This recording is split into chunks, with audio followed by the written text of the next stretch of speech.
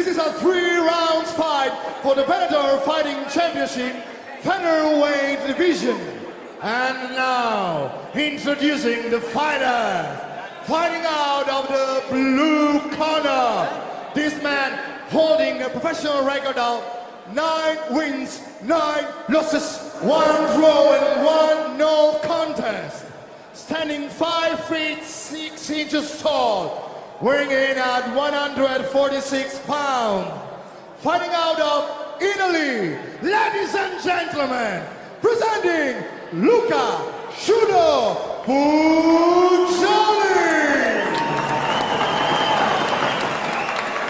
Fighting out of the red corner, this man holding a professional record of 3 wins, 1 loss and 2 draws.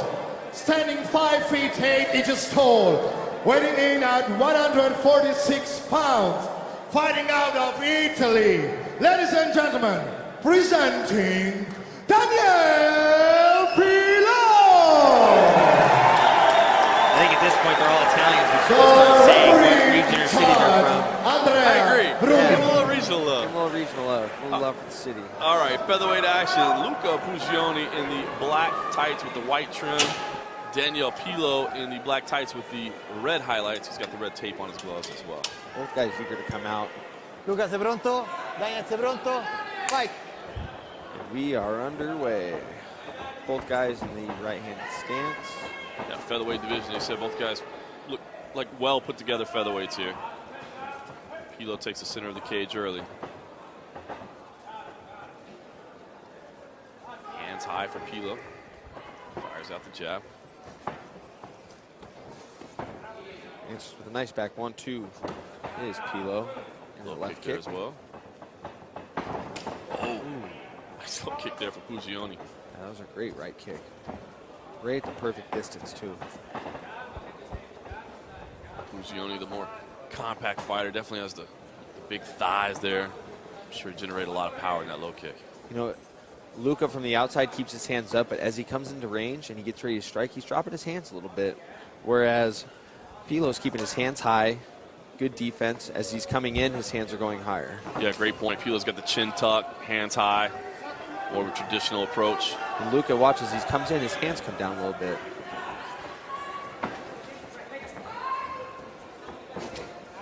Nice low kick there for Pilò.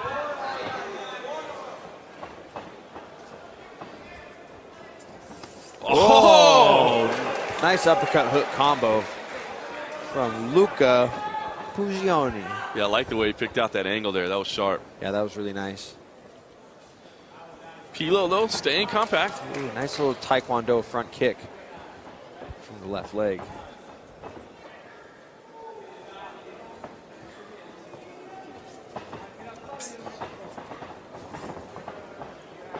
Looked like Luca was trying to set up a spin kick there as he was stepping across with his lead foot, cross him up. You mentioned that kind of karate style. Now that now that we see the stance really wide open, I think that has a lot to do with those lower hands that he has. It is more of a kind of a karate approach to it. And if you watch Crow Cop style, he's crossing his feet. When you walk and cross your feet like that, it's a definite tell that you're trying to set up a spin kick, which is never a bad thing. That's what you have to do. Pilò walking forward again, keeping hands high, the chin tucked. Very, very textbook, technical, stance, hands, the way he composes himself. Whereas Luca looks to be a little bit more wild, like you said, crossing his feet, hands are down, a little bit more unorthodox. Definitely a clash of styles on the feet. The lead leg of Puggioni already a little bit marked up from those low kicks. See the reddening already. You can definitely tell both guys have a lot of mutual respect for each other. They're both trying to set something up, don't want to just come rushing in, get caught on the chin like we've seen in previous fights tonight. Good composure by both men.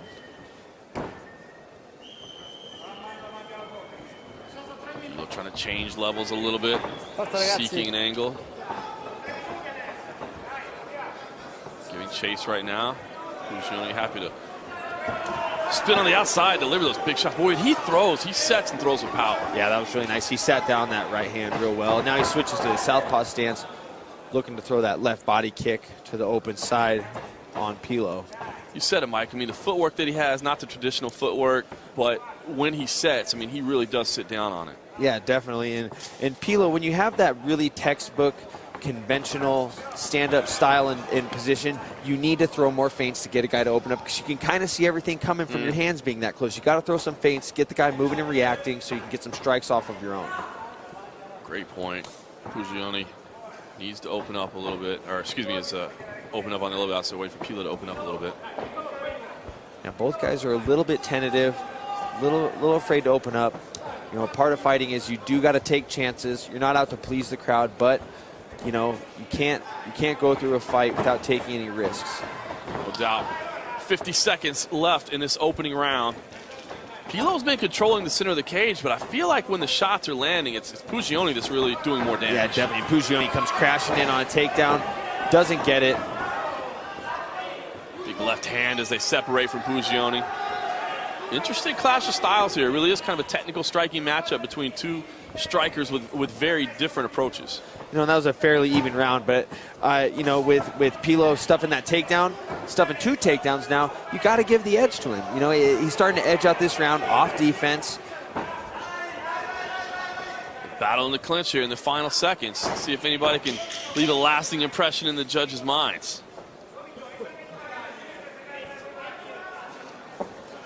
Puggioni doing a good job flanking across the legs to prevent Pilò from getting any knees off as we come to a close. So round ends there. So you like Pilò too? Because I got to say, I like Puggioni's power. I feel like, I mean, it's interesting. Pilò was controlling the center of the cage. You're right. He did defend the takedowns as well.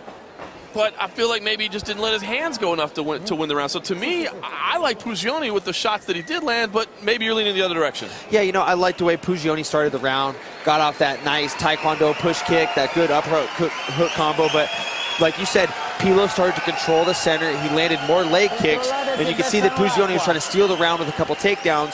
Pilò defended him, and to me, as a judge, if I was a judge, I would sway that in Pilò's favor by effortlessly stuffing his takedowns, circling off, and actually putting him on the fence. But we do have a close round. So I'll tell you what that means is that neither one of these corners can feel good about their guy having that round, and they've probably got to tell him in between, listen, we don't know where that's at. No, and I can see why Pilò maybe hasn't opened up as much as when you're going against a guy that's unorthodox like Luca. He, you know, it's tough to open up. He's doing weird things. He's trying to grab your hand, taekwondo kicks, crossing his feet. It definitely throws you through a loop, and it's hard to find guys to train for. It's hard to find partners to emulate Luca Puggioni. All right, so featherweight action here at Venator SC3. Round 1 is in the books. We're torn on it. Judges might be as well. Luca Puggioni in the black tights with the white highlights. Meanwhile, Danyel Pilò in the black and red. And now Pilò stepping it up. Immediately, Pilò is walking him down, definitely controlling what we like to call the outer, you know, in the UFC we call it the inner octagons, when you control a guy in the center. He's trying to push him outside of that, put his back on the fence, keep him on the defense. Ooh. Well, I like Puggioni's creativity when he strikes. Puggioni says, go ahead and circle that way. I'm going to catch you with the wheel kick. Pilò really trying to step up the pressure. So he's moving forward a lot faster, committing, firing out that jab. And you know, the way that he moves forward like that, that is the best takedown, or that is the best defense for wheel kicks, as he gets caught on the chin maybe. There's that left hand there from Puggioni. He just comes from such bizarre angles, it's hard to see it. Yeah, it definitely is. He's throwing a lot of tricky little strikes out there at Pilò. Oh, nice low kicks there from Pilò. Yeah, like I was saying, the best way to stop someone's spin kicks is you got to crash the distance. You see Puggioni trying to stay on the outside. He likes that range so he can throw those creative techniques. Pilò trying to stay in tight, really picking up the pressure. Yeah, Pilò needs to move his head a little more too. That's where else you're going to get caught. If you get caught standing still for a second with no head movement, that's when those wheel kicks are going to land. That's when that tricky uppercut hook combo from that off angle, that's when it's going to land. Got to get your head moving. Battling up against the cage right now. It's Puggioni defending against the fence. Again, Pilò has been controlling the center of the cage from throughout the start of this fight. He's outside right now. Trying to work an inside trip, it looks like. He stepped in with his right foot. He just kind of got it posted there. Does have underhooks on both sides. But it's a bit of a stall up against the cage. You know, and if he wants that inside trip, as you saw, he was stepped in with his right foot. You got to get your right foot in, and you got to shoot it down to pull the guy's hips out from under him. And he just kind of had his leg, and then he's just kind of trying to setting. I don't know if he was trying to set up a different takedown, but definitely wouldn't be the approach I would take on scoring that outside or that inside trip. Pilò still controlling from the outside. Puggioni, there it was. Nice work there to get it to the floor. Puggioni takes a closed guard right away.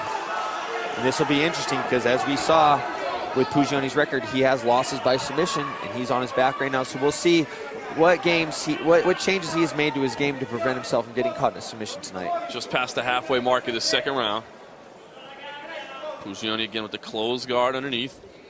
Overhooking on the right side there. You know, and one mistake he's making now is if you're against the fence, you don't want to close your guard when you got your head against the fence. Essentially, you are just keeping your head pinned against the fence in a bad position to inflict damage from the top man. So if I was him, if you're going to have your back against the fence, you got to open that guard up so you don't get yourself stuck. Great point there. Pilò happy to enjoy that position, working in a few left hands when he can. A couple of rights there as well. There's a big shot.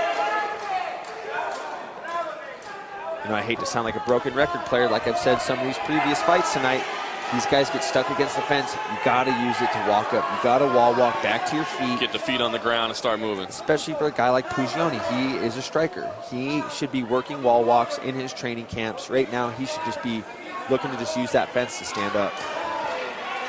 So Pilò cracking away now. Big shots. Look at these big left elbows coming in. Those were the best shots of the fight so far for him. Puggioni continues with that close. He opens it briefly, but then basically goes right back to the closed guard every time. Yeah, like I said, that's just not what you want to do when you got a guy on top of you and you're against the fence. You cannot close your guard and let yourself get pinned. Pilò looking to get his knee between the legs and slice through on a pass. Puggioni shuts him down and gets his guard back. Final minute of this second frame. It has been all Pilò. Yeah, he is really battering him from the top position. The referee is definitely taking a close look to make sure Puggioni's still in the fight. Puggioni's covering up well, but those shots are still getting through. They're adding up. Yeah, they definitely are. They're taking a toll. Puggioni just looks kind of lost right now. I think the one problem he might be having is I think he might be trying to just wrap him up and get a stand-up. But you're not going to get it when you got your back against the fence like that. I mean, it's just he's making Pilò's job too easy for him. Pilò trying to pick spots for those elbows. Luca, big punches there as well. Hammer fist. Final 10 seconds of the second round. Pilò's going to go for it. Let's see it. And that's it. And the ref stops it with 10 seconds left. Interesting. You know, it's one of those things where, and you can see Puggioni not happy with it, but Mike, he was just taking so many unanswered shots that I agree. Maybe those final shots weren't anything that was concussive in nature or a knockout blow, but I mean, if we went back and counted it up, I'm sure Fight Metric will have us a report any minute now of how many unanswered blows there were. It was just, I mean, you got to do something. You got to get out of that position. Absolutely, and I think Puggioni just kind of heard the 10-second bell and kind of thought, you know, hey, I can get through this, I'll just cover up. No, you cannot do that. You have to defend yourself, whether it's the very beginning or the very end of the fight. You have got to defend yourself at all times.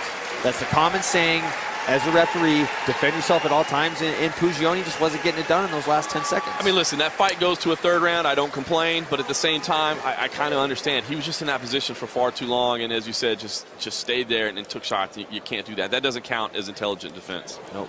Take it to the referee to make this official. The referee has called the stoppage at 4 minutes and 55 seconds of the second round, declaring the winner by TKO, Danyel Pilò! 1-2, Puggioni disappointed, falls to 9-10-1. He's fun to watch, but when he gets on his back, he's got to find a way to get back up. No doubt about that. All right, stay tuned. We've got plenty more. Venator FC3.